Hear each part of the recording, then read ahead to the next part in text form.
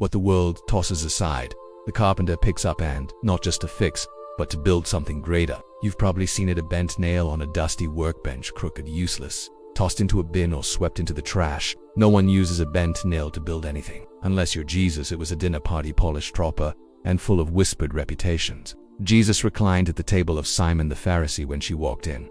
No one said her name out loud, but everyone knew it. She didn't belong. Not in that room. Not with those men. Not near him, but she brought what she had: a jar of perfume and tears and regret and deep, silent love. She knelt. She kissed his feet and anointed them with oil. Simon was disgusted. If this man were a prophet, he'd know who's touching him. But Jesus didn't push her away. He defended her. He looked into her soul, saw her bent and broken life, and declared it beautiful. Her sins, which are many, are forgiven, for she loved much. He didn't just let her stay.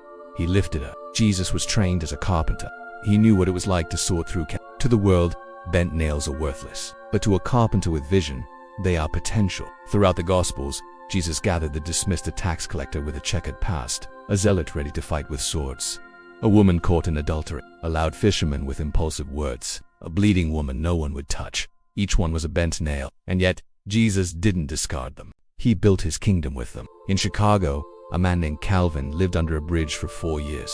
Once a soldier, then an addict, then invisible.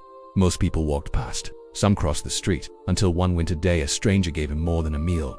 He gave him a job scraping paint at a community center. It was simple work, small and noticed. Before Calvin, it was purpose. Fast forward 5 years. He now leads a rehab program in that same center for other bent nail. He says, "People think you need to be whole to be useful, but God held on to me even when I was cracked." The world loves perfection. Highlight reels, flawless resumes. In this age, if you mess up, you're replaceable. But Jesus didn't come for the flawless. It is not the healthy who need a doctor, but the sick. Mark 2:17. When you're bent from failure, shame, trauma, or just plain weariness, Jesus isn't reaching for a replacement. He's reaching for you. Discussion questions. Have you ever felt like a bent nail, discarded or disqualified? Why do you think Jesus chooses the broken to build his kingdom? How can you begin to see others the way Jesus sees them? What's one area in your life where Jesus may be inviting you to trust him with your bentness? Next episode, The Man in the Mirror.